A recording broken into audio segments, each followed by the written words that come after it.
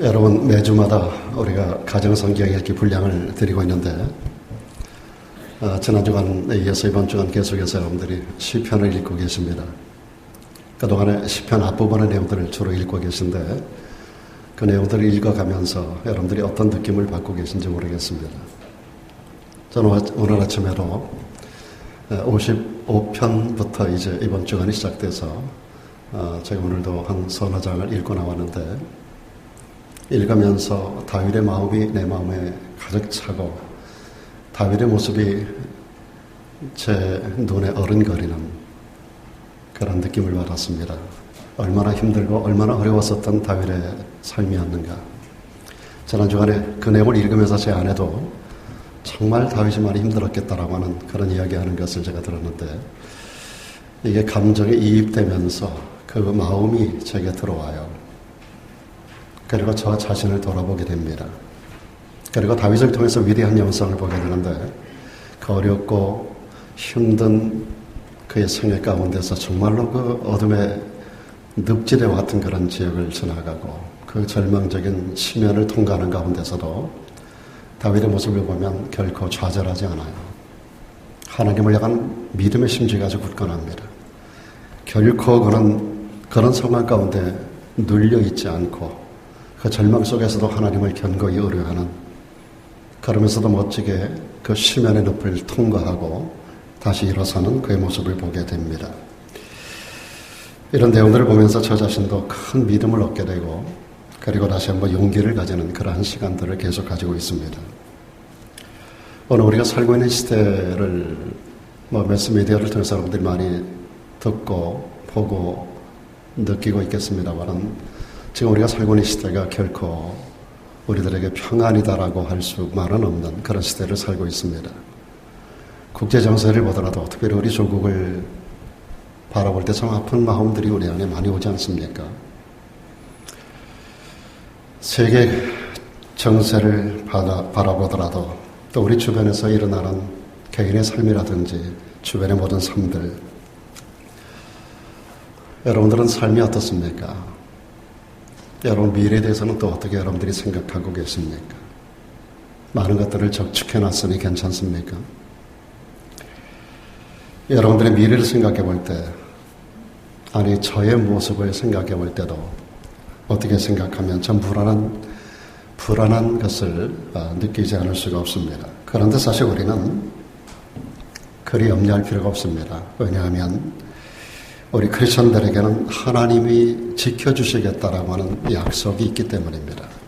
이 약속은 결코 변함이 없습니다. 우리를 구원하신 그분이 단번에 완전히 영원토록 우리의 구원을 확증하고 보증하신 것처럼 우리를 지키심에 있어서도 여호와 이눈이 결코 우리를 떠나가지 않습니다. 그분은 불꽃 같은 눈동자로 우리를 바라보신다고 그랬고 한순간도 우리를 떠나는 법이 없습니다. 그분은 방황하지 않아요. 그분의 시선은 멈추지 않아요. 잠시도 쉬지 않아요. 그의 소유된 백성들이라 하시며 우리 모든 백성들을 품에 안고 계신 분입니다. 로마서 8장 가운데 사도 바울이 표현한 것을 보면 끊을 수 없는 하나님의 사랑의 줄로 우리를 묶고 있다라고 하는 표현을 하고 있습니다. 하나님의 사랑은 끊을 수 없는 사랑이라고 표현하고 있는 거예요. 오늘 우리가 선택한 이사야 41장 10절에서 우리들에게 이렇게 말씀합니다. 두려워하지 마라. 놀라지 마라. 나는 너의 하나님이야. 내가 너와 함께하고 있어. 두려워 말라. 내가 너와 함께하고 있어. 놀라지 마라. 나는 너의 하나님이야. 내가 너의 하나님이 되면이라. 내가 너 굳세게 해줄 거야. 내가 너 도와줄 거야.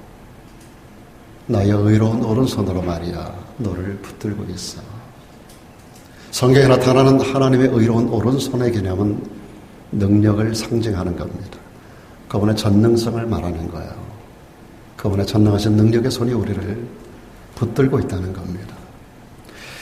또 시편 91편에 보면 이런 표현이 있습니다. 저가 너를 그 깃으로 덮으시리니 내가 그 날개 아래 피하리로다. 그의 진실함은 방패가 되고 손방패가 된다는 말씀이 있습니다. 하나님은 그 깃으로 우리를 덮어주신다는 거예요.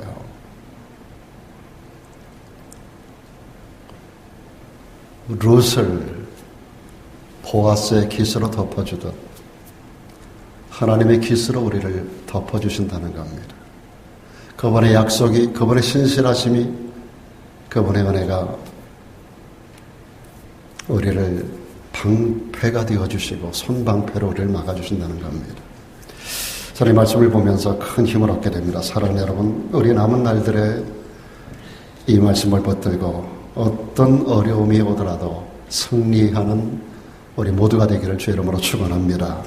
우리 말씀이 저와 여러분의 것이 되기를 바랍니다. 그러기 위해서 우리들에게 요청되는 게 있습니다. 그 첫 번째로 요청되는 것은 확신하는 믿음이 우리에게 필요합니다. 우리가 무엇을 확신해야 될까요? 무엇보다 우리는 먼저 하나님의 약속에 대한 확신이 있어야 합니다. 주님은 이 땅에 오셔서 말씀합니다. 하나님을 믿어라. 하나님이신 그분이 이 땅에 오셔서 하신 말씀입니다. 하나님을 믿어라. 그러면서 또 말씀합니다. 하나님을 믿으니 또 나를 믿어라. 나를 믿어라. 여러분, 주님을 믿고 계십니까? 우리가 하나님을 참으로 믿고 있다면 어떤 어려운 문제가 와도, 아니 죽음의 문제까지도 우리는 해결할 수가 있는 겁니다. 하나님은 우리들에게 여러 가지 약속들을 하셨어요. 그 약속하시는 하나님의 성호가 여호와입니다. 여호와라는 이름이 성경에 수천 번이 기록되고 있습니다. 여호와 하나님, 여호와, 여호와. 약속하시는 하나님, 변개치 않는 하나님, 약속한 것을 반드시 지키시는 하나님. 우리가 생각할 때 응답이 더디다고 느끼지만 하나님은 당신의 온 타임을 정하시고 그때가 되면 나를 나보다 더 잘하시는 하나님께서 우리의 삶에 디테일하게 개입하십니다. 우리 안고 일어섬을 하시고 우리의 모든 범사를 바라보시는 주님, 우리 깊은 내면의 세상을, 상해를, 모든 사상을 아시는 하나님. 우리 인간은 나의 나됨을 절반밖에 몰라요. 늘 말씀드려보지만은 내가 알고 남이 아는 내가 있습니다. 나만 알고 남이 모르는 내가 있어요. 우리는 이것을 나를 아는 것이라고 말합니다. 근데 나는 못 보는데, 나는 모르는데 남이 보는 내가 있어요. 그 부분은 우리 영역이 아니에요. 또 나도 모르고 남도 모르는 내가 있어요. 이 네 가지 영역에 내가 있는데, 네 가지 영역 가운데 우리는 두 가지밖에 몰라요. 나는 나를 아는 것 같은데 내가 아는 나와 남이 아는 나밖에 나를 몰라요. 남이 알고 내가 나를 모르는 내가 있다고요. 나도 모르고 남이 모르는 또 한 내가 있어요. 그런데 하나님은 이 모든 것을 다 알고 계세요. 하루에 9만 마일을 달린다고 하면 우리 모든 피의 흐름까지, 온몸의 핏줄이 얼마나 많이 통해 있어요. 살짝만 상처가 나도 피가 터져나오지 않습니까? 이 모든 핏줄 혈관을 통하여 우리 몸의 하루에 피가 9만 마일을 달린다는 거예요. 펌핑해서. 그 모든 피 흐름을 전부 추적하시는 분이 하나님이에요. 오늘 아침에 제가 머리를 감고 나오는데 저는 몇 개 머리카락이 떨어졌는지 저는 셀 수가 없어요. 감을 때 빠지고 또 머리 드라이할 때 빠지고 계속 빠져요.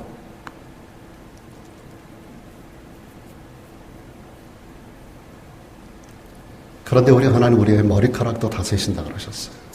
우리의 안고 일어섬을 하시는 하나님. 그분은 주밀한 눈으로 우리를 감찰하신다 했어요. 감찰하신다는 것은 깊이 들여다본다는 거예요. 우리식으로 표현하면 현미경을 가지고 깊이 들여다본다는 뜻이에요. 사랑하는 여러분, 하나님은 그러한 하나님입니다. 그분의 눈은 잠시도 쉬지 아니하고 우리를 감찰하시는 불꽃 같은 눈을 가지고 계신다고요. 그 하나님이 내가 너와 함께 한다는 거예요. 놀라지 말라는 거예요. 두려워하지 말라는 거예요. 내가 너를 도와주겠다는 거예요. 나의 의로운 오른손은 너를 붙들고 있다라고 하는 말씀을 합니다. 우리 머리털 하나도 다 세시고 참새 한 마리도 그분이 허락하지 않으면 떨어지지 않는다고 성경은 말씀하고 있습니다. 여러분, 참으로 하나님이 살아계신다면 자녀된 우리가 실패하도록 내버려두지 않을 줄로 믿습니다. 저는 저희 아이가 커네티컷에 저 동부 끝에 살고 있습니다. 하루에 운전해서 가기 어려운 거리예요. 달라스만 돼도 가끔 왔다 갔다 하겠는데 너무 멀어. 그래서 그 아이에게 일어나는 모든 일을 잘 모릅니다. 그러나 여호와의 눈은 세상 끝까지 미치고 있어요. 우리가 바다 끝에 가서 거할지라도 여호와께서 거기도 계신다 그랬어요. 하늘 위로 올라가도 거기 계시고 바다 깊은 곳에 내려가도 거기도 하나님이 계신다 그랬어요. 절대로 자녀된 우리를 내버려 두지 아니하시고 실패하도록 방관하지 않는 하나님. 제 아이에게서 가끔 어려운 이야기가 들려면 저는 두말하지 않고 제가 할 수 있는 모든 것을 다 보내줍니다. 돈이 필요하면 저도 가지고 있는 한에서 제가 최소한 돈을 보내주고 제가 도울 수 있는 모든 걸 다 합니다. 거기에는 절대로 조건도 이유도 없어요. 자식이기 때문에. 하나님이 우리를 자녀로 부르셨어요. 그 하나님께서 우리들에게 사도 바울을 통해 이렇게 말씀합니다. 나의 하나님이 그리스도 예수 안에서 영광 가운데 그 풍성한 대로 너희 모든 쓸 것을 채워주실 것이라고 했습니다. 나의 하나님이 그리스도 예수 안에서 그 영광 가운데 그 풍성한 대로, 여러분 하나님의 저수지가 얼마나 그 저수지가 풍성하겠어요. 하나님의 풍성함이 얼마나 풍성하겠어요. 말씀으로 있으라 하며 모든 천지 만물을 만드신 하나님. 하나님은 얼마나 광대하신가요. 그분에게는 모든 것이 넉넉하고 있어요. 넉넉하신 모든 것이 풍성해요. 그분의 풍성함이 우리의 모든 쓸 것을 채워주기로 언제나 준비되고 있어요. 그분이 역사의 한 시점에 당신의 아들을 보내주셨어요. The only begotten Son of God. 그분의 독생자를 이 땅에 보내주셨어요. 그분의 독생자를 보내주신 그 하나님께서 자기 아들과 더불어 우리의 그 모든 좋은 것, 하늘의 모든 좋은 것, 이 모든 것을 우리들에게 선물로 주지 않겠느냐. 여러분 아들을 내어주셨는데, 하나밖에 없는 아들을 내어주셨는데 그 아들을 주신 그 하나님이 그 아들과 더불어 별것 아닌 주변의 것을 우리들에게 주시지 않겠습니까?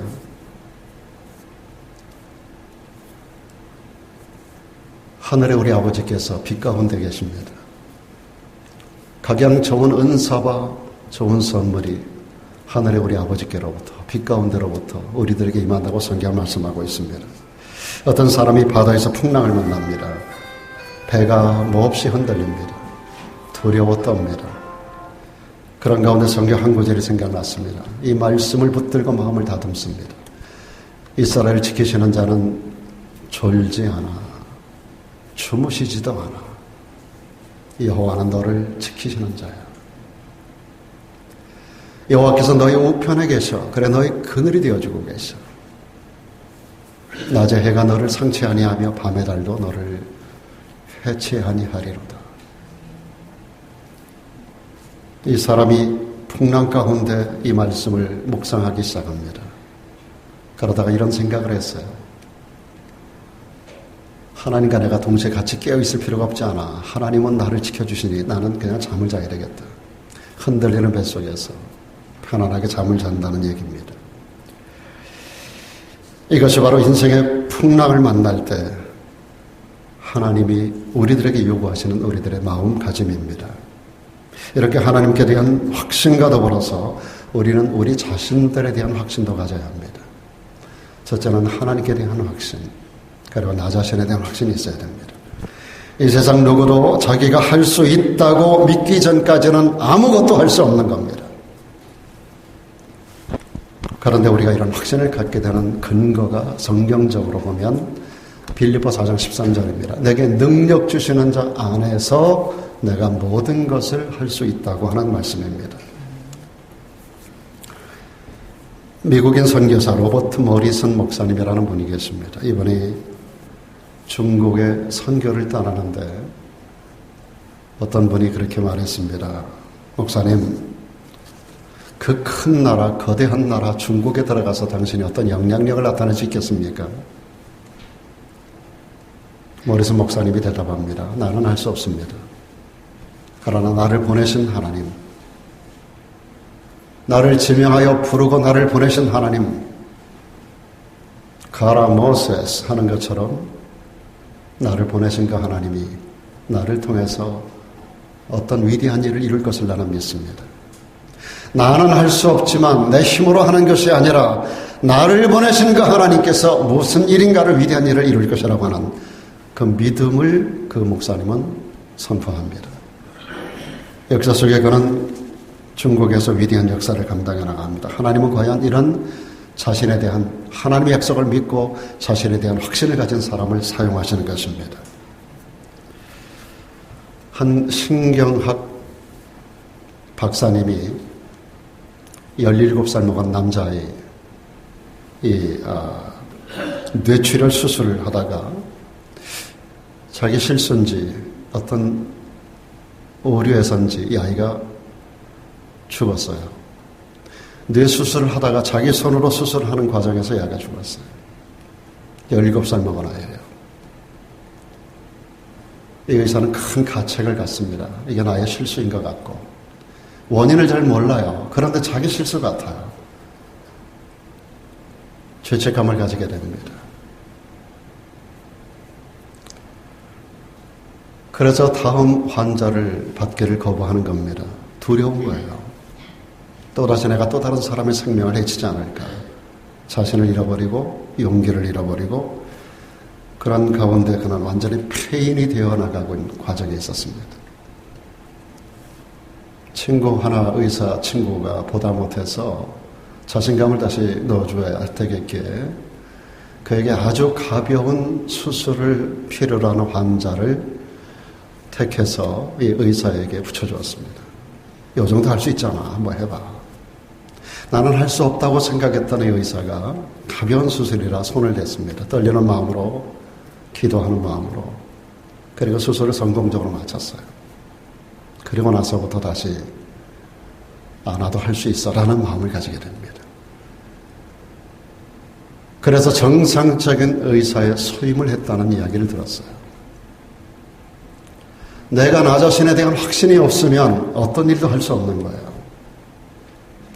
우리는 나의 교만이 아닌 나의 힘이 아닌 하나님이 나와 함께 하신다라고 하는 내게 능력 주시는 자 안에서 내가 모든 것을 할 수 있다라고 하는 이 믿음 속에 나에 대한 확신을 가져야 돼요. 하나님께 대한 확신과 더불어 나에 대한 확신이 나 자신의 어떤 실력으로 인한 확신이 아니라 내게 능력 주시는 자 안에서 크리스토스 그리스도 안에서 내가 모든 일을 할 수 있어. 그분이 힘 주시면 능력 주시면 힘 주시고 능력 주시는 자 안에서 내가 모든 것을 할 수 있어 라고 하는 자기 자신에 대한 확신이 있어야 합니다. 그리고 이 의사가 메스를 들듯이 우리는 세상을 담대하게 우리가 주어진 일들을 감당해 나가야 하는 것입니다. 여러분, 실패할수록 우리는 용기를 잃어버리기가 쉽습니다. 실패는 누구나 하는 거예요. 그러나 여러분, 내게 힘 주시고 능력 주시는 자 안에서 내가 모든 것을 할 수 있다라고 하는 자신에 대한 확신을 가지시기 바랍니다. 이렇게 하나님과 자신에 대한 확신뿐만 아니라 우리는 더불어 다른 사람도 믿어줄 수 있어야 합니다. 제가 아는 어떤 목사님은 부교육자를 두었다가 이 부교육자 때문에 아주 많은 어려움을 당하는 목사님이 계세요. 그리고 나서 다음부터는 평생을 부교육자가 없이 목회를 하셨어요. 교회는 큰데 부교육자가 하나도 없으니까 얼마나 일이 많아요. 우리 교회 같이 이런 작은 교회도 제가 혼자 일들을 감당하려니 얼마나 일이 많은지 몰라요. 그동안에 제가 있었던 교회들 정말 일꾼들이 많았어요.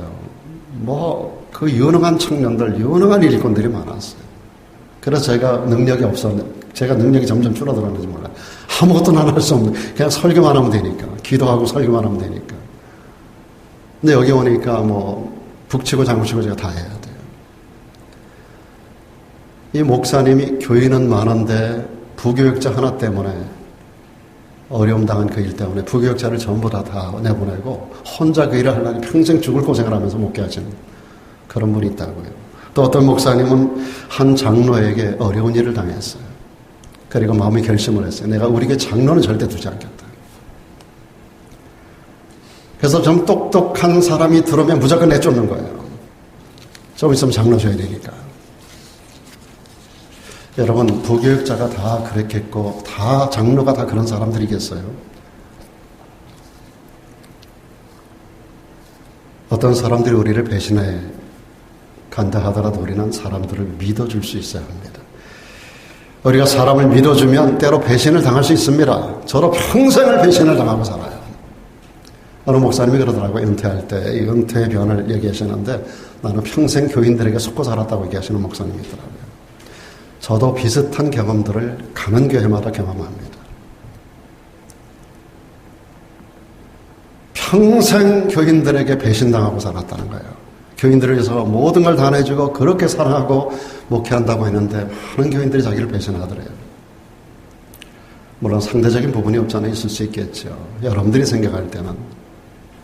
그러나 여러분, 우리는 사람들에게 때로 배신을 당할 수 있지만 사람에 대하여 우리는 오래 참을 수 있어야 됩니다.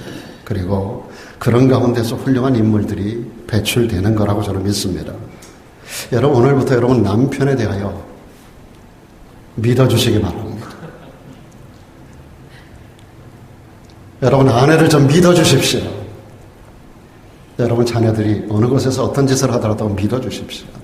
그래야 거기서 위대한 인물이 태어나는 거예요. 계속해서 때때로 다가오는 이 어려움들을 이기려면 우리는 확신과 더불어 또 하나 우리에게 자족함이 필요합니다. 자족함. 바울은 그리스도를 위하여 많은 고난을 당하고 환난을 겪었고 궁핍함도 겪었습니다. 그러나 그 모든 일 가운데서 바울은 이렇게 고백합니다. 어떤 형편에도 내가 자족하기를 배웠어. 내가 비천에 처할 줄도 알고 풍부에 처할 줄도 알고 모든 일에 배부르며 배고픔과 풍부와 궁핍에도 내가 일체의 비결을 배웠노라.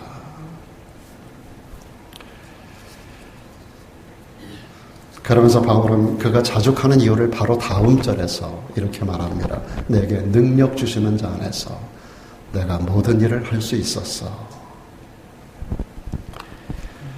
그렇습니다. 사랑하는 여러분, 우리는 우리에게 능력 주시는 하나님 때문에 자족할 수 있는 줄로 믿습니다. 바울은 하나님께서 어떤 환경 속에서도 승리할 수 있도록 능력 주시는 분임을 믿고 있었고요. 실제로 바울은 일생을 통하여 이 모든 말씀을 생애 가운데 경험했던 사람입니다. 그 모든 간증의 레러가 성경의 13권, 히브리서를 포함한다면 14권이 기록되어 있어요. 그 14권은 전체가 다 바울의 간증서예요. 그 간증을 확증하는 것이 교리가 되었어요. 그것이 기독교의 뼈대가 된 겁니다. 사도 바울의 일생의 체험이 간증화되고 간증된 것이 서신화되고 이 서신이 뼈대가 되어 기독교의 교리를 만들고 지나가 2000년 사이에 기독교를 탄탄하게 세우는 근거가 된 거예요. 사도 바울은 일생 동안 이 말씀들을 경험했던 사람입니다. 그래서 그는 엄청난 고난과 환경의 어려움 가운데서도 우리들에게 이렇게 말할 수 있었어요. 항상 기뻐하라. 쉬지 말고 기도하라. 범사에 감사하라. 이는 그리스도 예수 안에서 너희를 향하신 하나님의 뜻인지라라고 말하고 있습니다. 항상 어떻게 기뻐할 수 있어요? 어떻게 쉬지 말고 기도해요? 어떻게 범사에 감사해요? 그런데 이것이 그의 간증이에요. 그는 단순히 외치는 게 아닙니다. 허공을 향해서 그냥 말하는 게 아니에요. 우리가 예수 믿는다는 건 이렇게 하는 거야 라고 이론을 이야기하는 게 아니라 그의 간증을 말하는 거예요. 이 서신을 기록한 것도 그가 옥중에서 기록하고 있는 거예요. 절망적인 환경 속에서. 매를 맞고 피고름이 나고 발에 착고가 채인 상태에서 그는 빌립보 감옥에 갇혀서도 하나님 앞에 기도하고 감사하고 찬양을 했을 때 옥문이 열리고 착고가 풀어지고 그날에 하나님의 기적이 일어나는 것을 그는 체험했기 때문에 이런 말씀을 하는 거예요. 항상 기뻐하라. 쉬지 말고 기도해라. 범사에 감사해. 이것이 그리스도 예수 안에서 너희를 향하신 하나님의 뜻이야. 이렇게 바울은 간증한 거예요. 그것을 서신화하고 이것이 오늘 우리 기독교의 뼈대가 된 거예요. 이것이 우리의 기도, 우리의 기도의 제목이 돼야 돼요. 우리의 삶의 원론적인 원칙이 돼야 되는 거예요. 하박국 선지자 여러분 잘 아시죠? 하박국 선지자 그 시대가 너무 힘들었던 시대예요. 사방의 대적들에게 있는 것마다 다 빼앗기는 시대입니다. 모든 거 그저 싹이 나고 뭐가 열매가 맺혀나가려면 와서 다 쳐가는 그런 시대, 아무것도 남지 않은 그런 상황 가운데 하박국은 하나님에 대한 회의로 가득 찼었던 사람이에요. 하나님이 계신다면 이럴 수 있어? 우리 백성들 하나님 선택하신 거 맞기는 맞아? 진짜 하나님이 계시긴 계신 거야? 그런 회의 가운데 하나님이 그를 찾아오셔서 위로하시고 하나님의 선하신 뜻을 보여주셨어요. 그는 궁극적으로 하박국 3장에서 이런 말로 그의 서신서를 결론 짓고 있습니다. 비록 무화과나무는 무성치 못해. 아니, 무화과나무가 열매가 맺히는 족족 빼앗겨. 포도나무 열매도 마찬가지로 늘 맺히는가 하면 빼앗겨. 감람나무의 소출도 그렇고 밭의 식물도 다 빼앗아가고 양도 다 끌어가고 외양간의 소가 다 끌려가는 거예요. 아무것도 남은 게 없어. 그럼에도 불구하고 하박국은 이렇게 말합니다. 나는 여호와 그 하나님 때문에 즐거워해. 나의 구원의 하나님 그분 때문에 나는 기뻐해. 하나님으로 인하여 자족함을 그렇게 노래하고 있는 것입니다.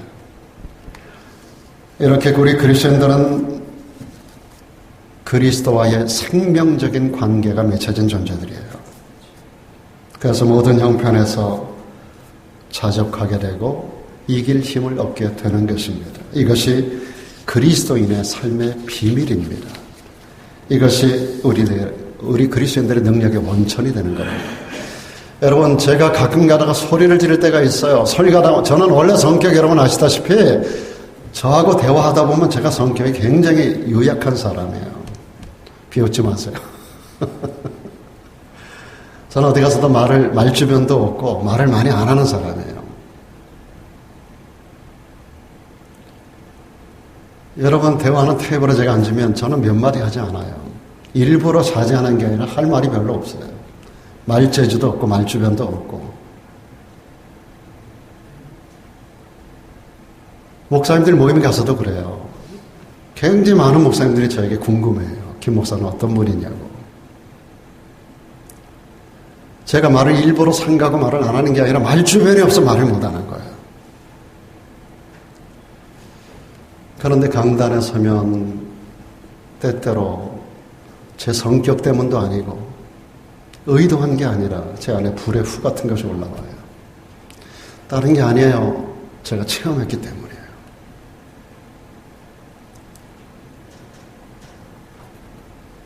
제가 전도사로 임명받고 올해 만 46년 차 지금 목회를 하고 있습니다. 그러면서 수많은 간증거리들이 있어요. 너무나 많은 체험이 있어요.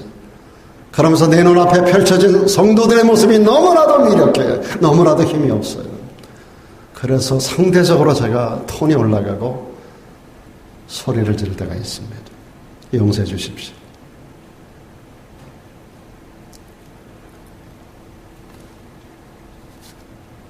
사랑하는 여러분, 우리는 하나님뿐 아니라 우리 자신을 위해서도 자족해야 합니다. 우리가 자족하는 생활을 실천하게 되면 우리 안에 감사가 넘치게 돼요. 우리가 많은 것이 있어서 감사하는 거 아니에요. 오늘 나의 아담이 하나님의 은혜가 되었음을 생각할 때마다 감사할 수 있어요. 여러분, 사도 바울은 예수 믿고 너무나 손해를 많이 봤어요. 세상적으로 있는 거 그냥 다 갖다가 배설물로 했거든요. 근데 사도 바울은 항상 기뻐하라, 쉬지 말고 기도하라, 범사에 감사하라 그랬거든요. 여러분, 우리가 자족하는 생활이 실천적으로 나타나면 반드시 감사를 하게 돼 있어요. 그래서 행복해지고요, 더 하나님을 잘 섬길 수 있게 되는 것입니다. 우리가 하나님을 위해서, 나 자신을 위해서, 그리고 다른 사람을 위해서도 자족해야 합니다. 예수님은 우리들에게 말씀하셨어요. 너희는 세상의 빛이라고 그러셨어요. 너희는 세상의 소금이라고 말씀하셨어요. 많은 사람들이 세상에 좌절하고 낙심하고 용기를 잃어버리고 세상을 살아갑니다. 우리가 그들에게 내 자신이 자족하는 삶을 살며 감사할 줄 모른다면 우리는 그들에게 빛을 비춰줄 수가 없어요. 그리스도인 입에 늘 원망이 있고 불평이 있으면 빛된 삶을 살아갈 수가 없어요. 그래서 우리는 다른 사람을 위해서도 자족할 줄 알고 감사할 줄 알아야 돼요. 우리가 때때로 다가오는 어려움을 이기려면 또 한 가지, 우리에게 하나님의 약속에 근거한 용기도 필요합니다. 바울은 지중해를 지나가며 무서운 광풍 유라굴로를 만납니다. 배가 파산합니다. 한치 앞을 내다볼 수 없는 상황 가운데서 하나님께서 나를 안전하게 지켜줄 것이라고 하는, 나와 더불어 이 배에 있는 모든 생명들을 다 지켜주실 것이라고 하는 그 약속을 믿고 하나님께 감사하고 용기를 얻었어요. 사도행전 27장 25절에 그는 이렇게 선언합니다. 여러분이여 안심하라. 나는 말이야 지난밤 하나님과 기도하는데 하나님께서 내게 이렇게 말씀하셨어. 너의 생명뿐 아니라 이 배에 탄 모든 사람들 다 너에게 줄 거야.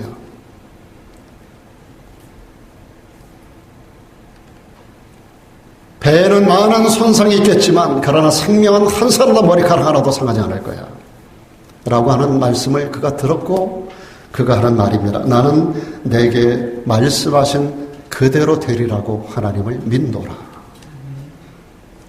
나는 내게 말씀하신 그대로 되리라고 하나님을 믿노라. 오늘도 강단에서 여러분에게 수없이 많은 말씀들이 증가되고 있어요. 여러분 성경 읽으면서 수없이 많은 순간 여러분들이 성경을 공부하면서 하나님의 말씀을 들어요. 근데 이 모든 말씀들은 약속화되어 있어요. 성경은 약속의 책이에요. 하나님은 우리와의 언약 관계를 맺어요. 나는 너의 하나님이 되고 너는 내 거야. 너는 내 백성이야. 그리고 우리들에게 약속을 주세요. 이것이 성경이에요. 예수의 피 까닭에 우리는 하나님의 백성이 되고 하나님은 우리 하나님이 되십니다. 그리고 하나님의 백성된 자들에게 약속한 내용들이 32,500번이나 기록되어 있어요. 성경에. 크게 대별하면 약 7,000가지 약속을 주고 있어요. 성경을 넘기는 것마다 전부 다 하나님의 약속이에요. 32,500번이나.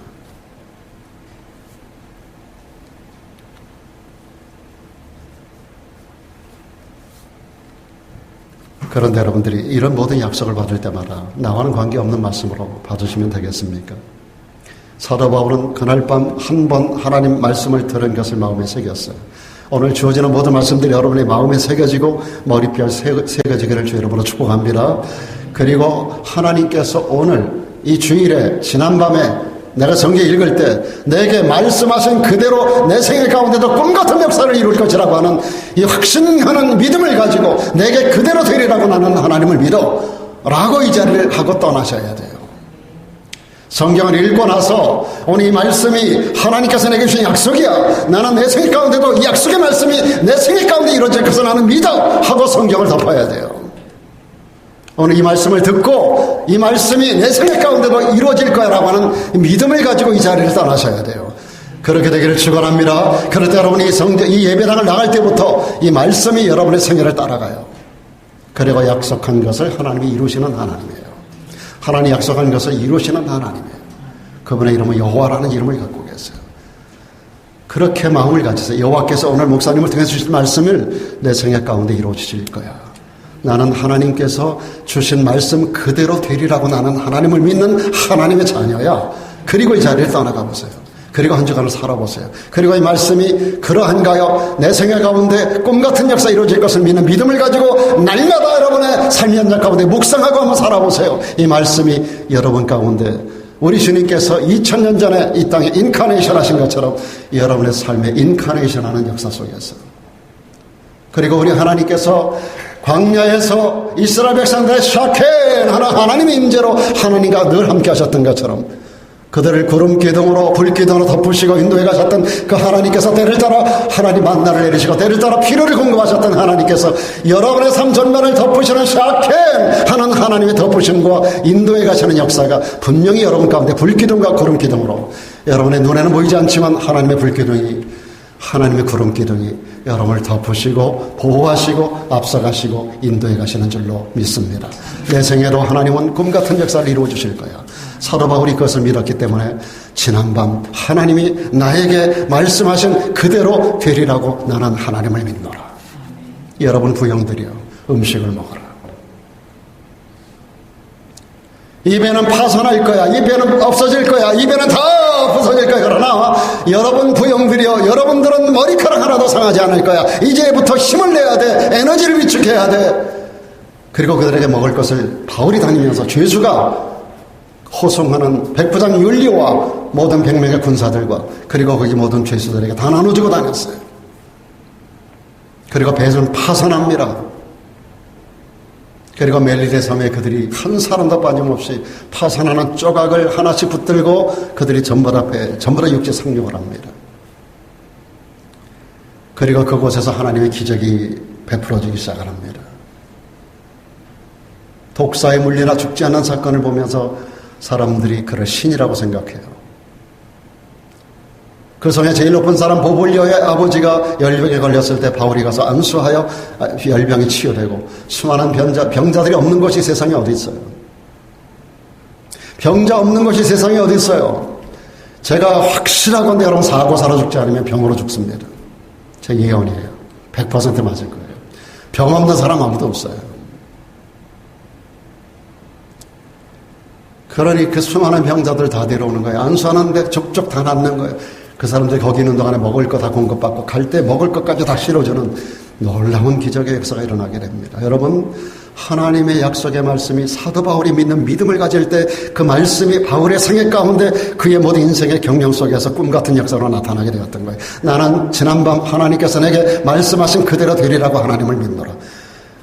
오늘 2025년 12월 26일 교회 강단에 목사님이 말씀을 증거했는데 그것이 하나님의 말씀이야. 그 말씀이 목사님 통해서 입으로 나온 말씀이 사람의 말로 받지 말고 하나님의 음성으로 받으라 그랬어요.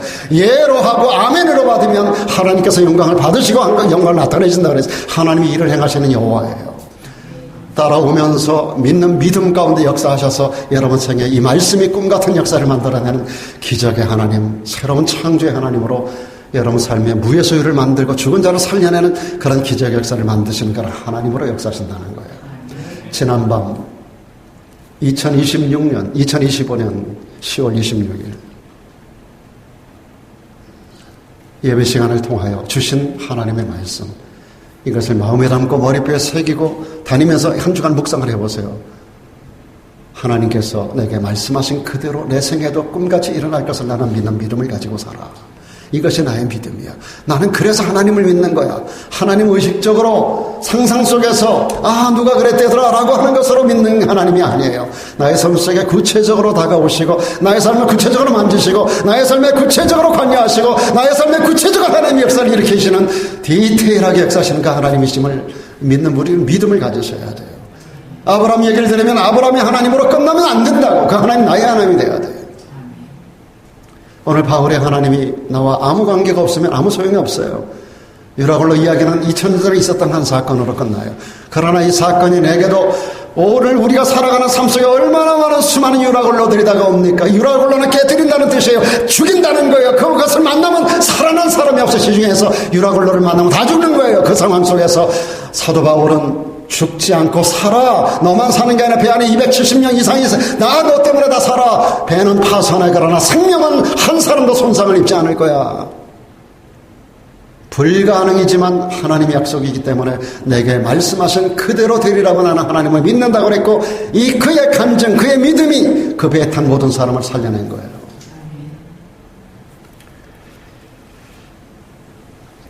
사랑하는 여러분, 우리도 과거를 돌아보면서 하나님에게 감사하고 앞으로도 하나님이 결코 나를 떠나지 아니하고 나를 버리지 아니하고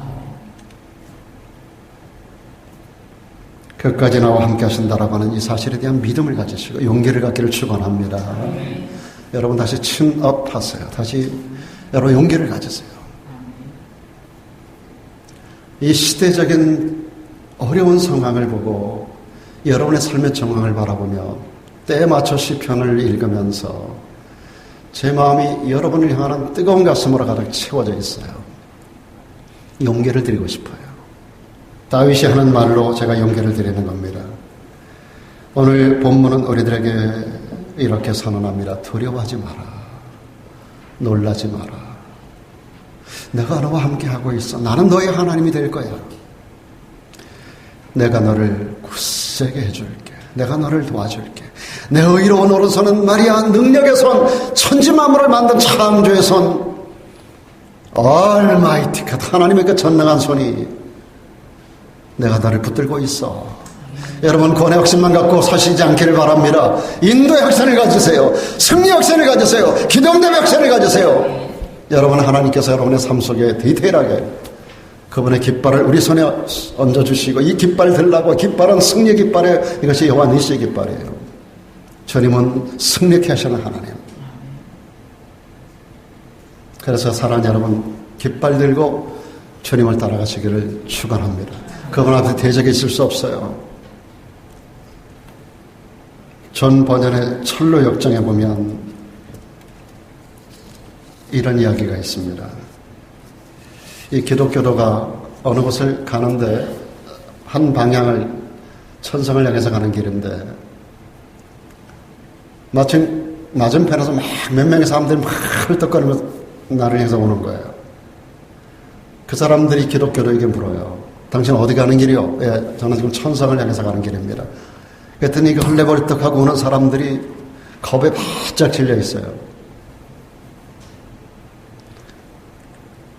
철로역정에 보면 이 사람들을 겁쟁이들이라고 기록하고 있습니다. 겁쟁이들. 이들이 기독교도에게 이렇게 말합니다.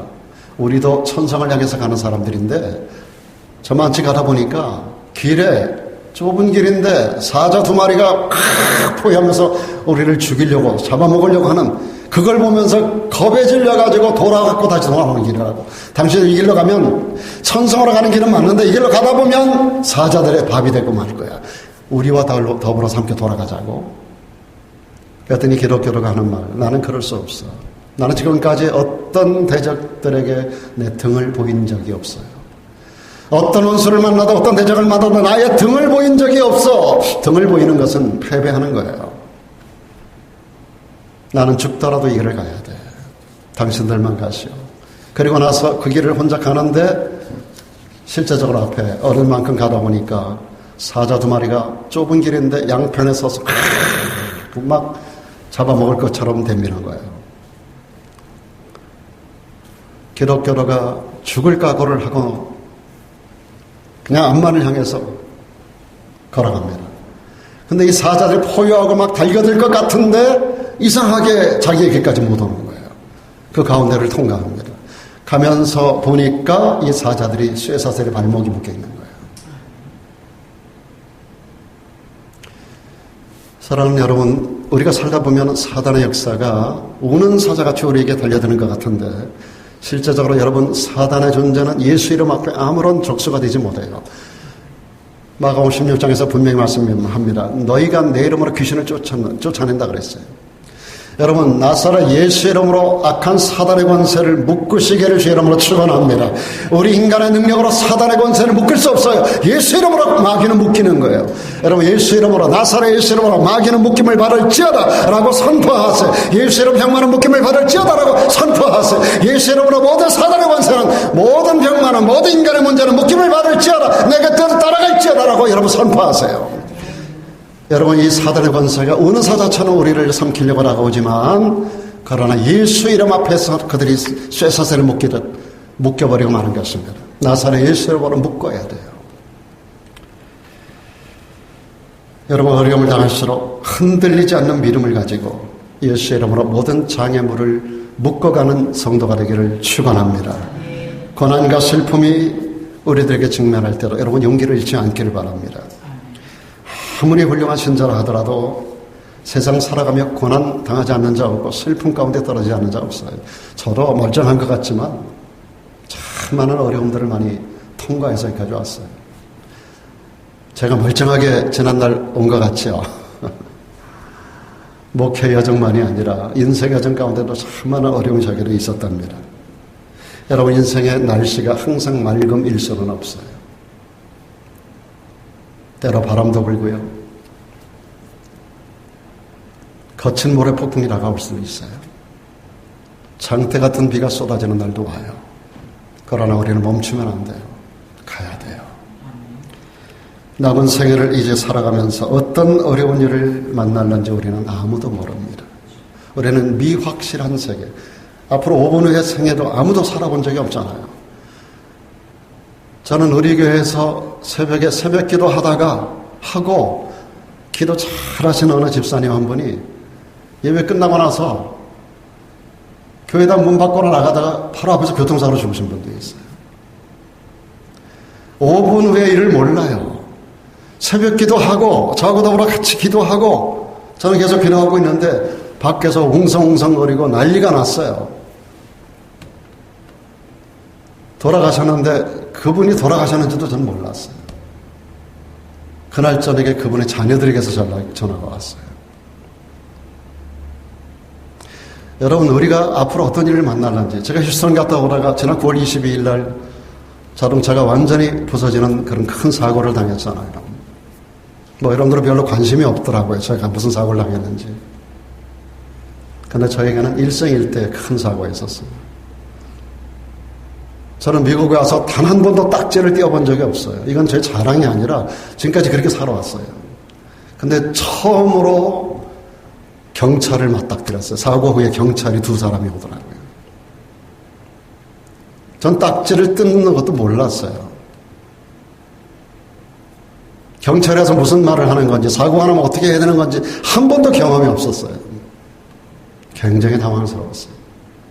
양쪽 다리에서 피가 터져 나오는데 이거 정신을 못 차리겠더라고요. 여러분, 어떤 상황을 우리가 당할는지 그게 한순간에 실수했어요. 한순간 옆에 한순간 쳐다보는 순간에 사고가 난 거예요.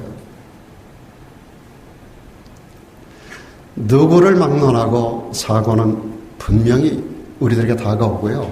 누구를 막론하고 어떤 위험성은 우리에게 항상 다가옵니다. 여러분 생애 가운데도 분명히 어떤 일들을 만나게 될 겁니다. 여기 이경희 집사님도 여기서 예배드리고 가다가 여기서 사고 나셨잖아요. 바로 앞에서. 여러분, 우리가 어떤 일을 만날는지 자동차 사고만이 아니에요. 많은 어려움들이 우리들에게는 분명히 다가옵니다. 그러나 여러분, 어떤 시련이 오고 어떤 혼란이 오고 어떤 사고가 있고 어떤 고난이 다가온다 하더라도 여러분, 하나님 말씀에 굳게 서기를 주의 이름으로 축복합니다. 자족하기를 축원합니다. 주님 말씀으로 세임 얻기 바랍니다. 그리고 용기를 얻기를 주의 이름으로 축원합니다. 그리고 승리하는 여러분 모두가 되기를 주님의 이름으로 축원합니다.